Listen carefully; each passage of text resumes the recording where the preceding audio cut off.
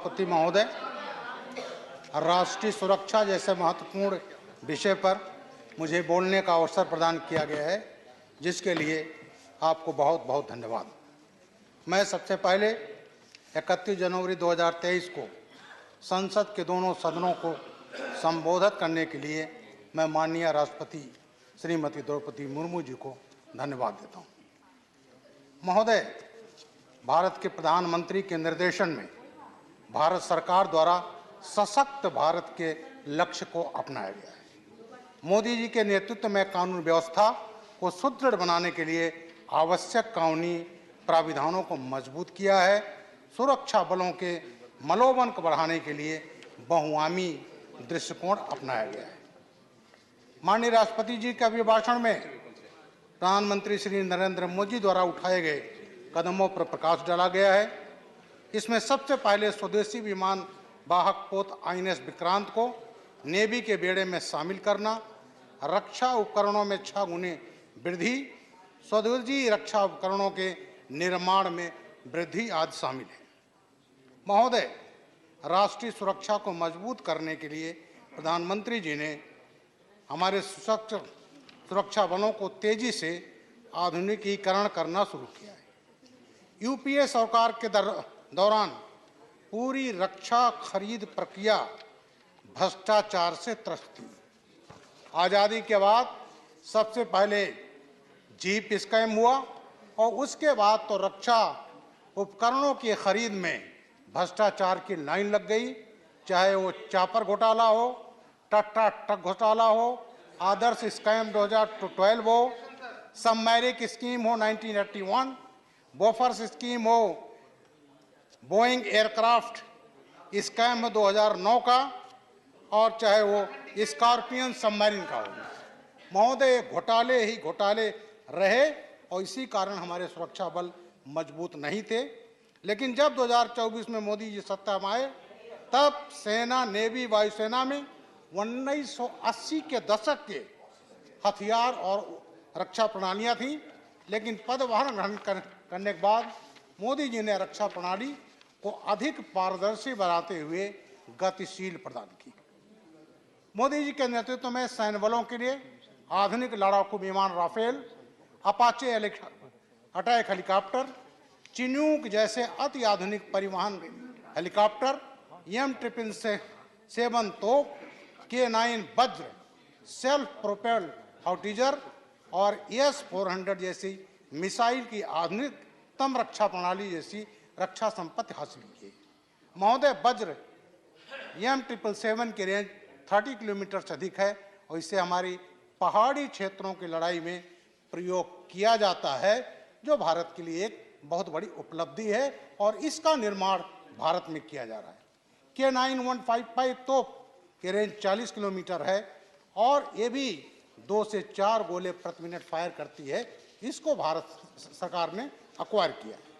महोदय, भारत तब तक समृद्ध नहीं हो सकता जब रक्षा प्रणाली के निर्माण में वो आत्मनिर्भर न हो।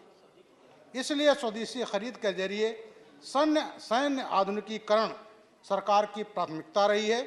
2022-23 के बजट में पूंजीगत खरीद बजट का 68% घरेलू उद्योगों को बढ़ावा देकर आत्मनिर्भरता के लक्ष्य को पूरा किया जा रहा है और आयात पर निर्भरता हमारी कम हो रही है। सभापति महोदय, पिछले वित्तीय वर्ष में ही सशस्त्र बलों ने HAL द्वारा विकसित लाइट कॉम्बैट हेलीकॉप्टर MK3 जैसे स्वदेशी प्लेटफॉर्म खरीदे हैं। स्वदेशी नीलगिरी श्रेणी का चौथा फ्रिगेट P-17A भी नेवी में अभी शामिल हुआ है और कई फ्रिगेट अब जो है इसमें बनाए जा रहे हैं। अभी 6 फरवरी 2023 को यशस्वी प्रधानमंत्री जी ने तुमकुरु कर्नाटक में एशिया की सबसे बड़ी हेलीकॉप्टर फैक्ट्री का शुभारंभ किया है।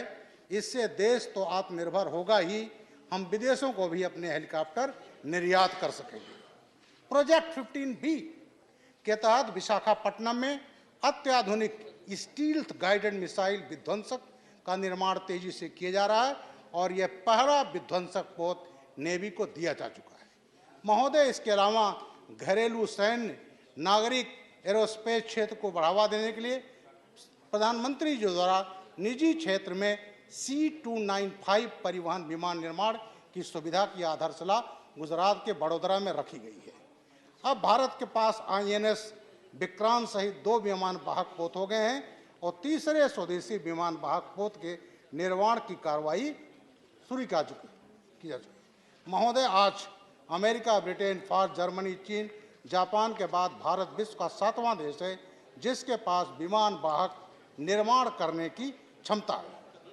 उपसभापति महोदय जी, प्रधानमंत्री जी के नेतृत्व वाली फ्रंट लाइन सैनिकों को स्वदेशी विकसित bullet proof jacket, ballistic helmet, अत्याधुनिक AK-203 राइफलों का निर्माण हम अमेठी में कर रहे हैं और इस ऑटोमेटिक राइफल से हमारी जो सुरक्षा बल हैं, फ्रंट लाइन फोर्स हैं, उनका मनोबल काफ़ी बढ़ा है।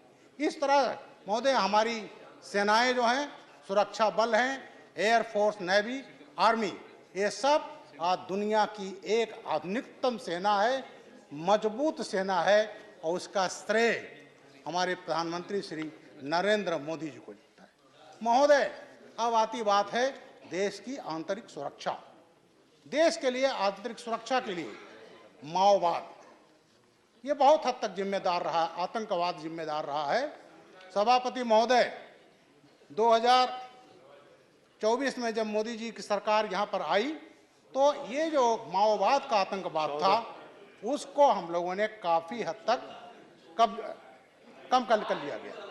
महोदय, यूपीए सरकार में मैं कुछ घटनाएं याद कराना चाहता हूँ।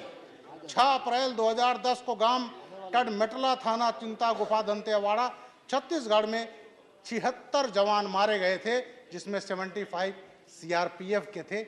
एक दिन में मारे गए थे। महोदय, यह घटना नक्सलियों द्वारा की गई थी और यहाँ JNU में उसका जश्न मनाया गया था। महोदय, वही JNU जहाँ ये कहा जाता है अफजल हम शर्मिंदा हैं, तेरे कातिल जिंदा हैं।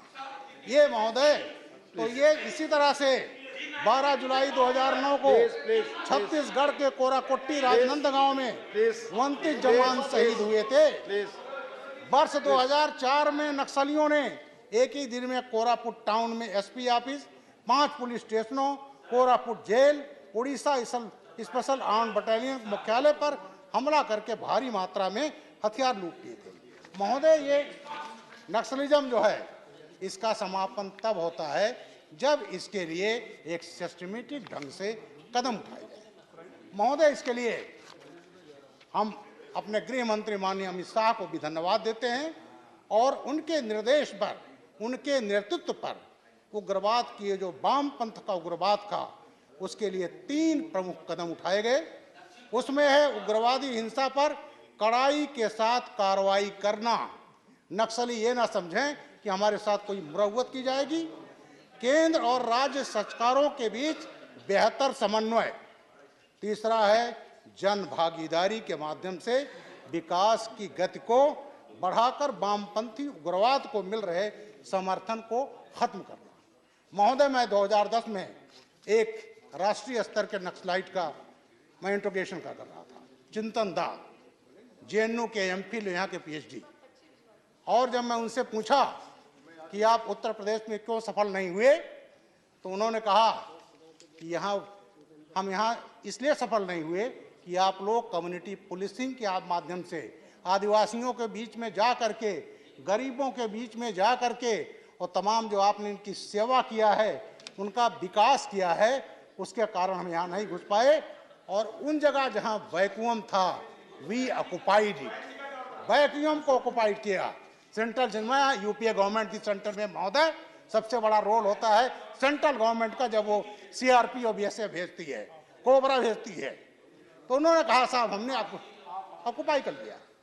तो आज ये हालत है कि जो विकास हुआ, क्योंकि नक्सलाइट जो होता है वो विकास नहीं होने देता, सड़क नहीं होने देता। मेरे परिवार का भी एक लड़का डिप्टी कमांडेंट CRPF है और ये हालत है कि जब माननीय अशोक वाजपेयी जी वक्ता बोल रहे हैं, प्लीज आप बीच में ना आए, प्लीज अपनी सीट पे बैठे। सड़क बनाती है तो वो माइनिंग करते हैं, इसलिए कि अगर ये आदिवासी, ये गरीब, ये मजबूत हो जाएंगे आर्थिक रूप से, सांस्कृतिक रूप से, सामाजिक रूप से, तो उनकी इसमें नहीं चल पाएगी।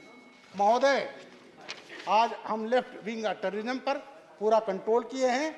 जहां तक आतंकवाद की बात है, भारत के हिंटरलैंड में ब्लास्ट होते थे, चाहे यूपी के ब्लास्ट हो, जयपुर ब्लास्ट हो, अहमदाबाद ब्लास्ट हो, चाहे 29/10/2005 सरोजिनी नगर दिल्ली ब्लास्ट हो, 13/9/2008 दिल्ली ब्लास्ट हो, और तमाम जगह जो होते थे हिंटरलैंड में, आज क्यों नहीं हो रहे? इसलिए नहीं हो रहे हैं कि मोदी सरकार ने जो जीरो टॉलरेंस की नीति अपनाई है, उस जीरो टॉलरेंस का है कि आज ये आतंकवादी यहां नहीं पनप पा रहे हैं। कारण यूपीए की सरकारों में आतंकवादियों के मुकदमे वापस लिए जाते हैं। मेरे स्टेट में, उत्तर प्रदेश में, एक राजनीतिक पार्टी ने 14 मुकदमे एक दिन वापस लिए थे। महोदय, जब यहां पर अफजल गुरु को फांसी हुई तो तमाम राजनीतिक पार्टियां, उन्होंने रात में सुप्रीम कोर्ट खुलवाया, याकूब मेनन के फांसी की सजा हुई, दरवाजा खुलवाया और ये मैसेज दिया वो आतंकवादियों के साथ हैं। लेकिन आज मोदी जी का विजन बड़ा क्लियर है और यही कारण है आतंकवाद का खात्मा हो गया। इन्हीं शब्दों के साथ मैं समाप्त करता हूं और माननीय प्रधानमंत्री जी को धन्यवाद। माननीय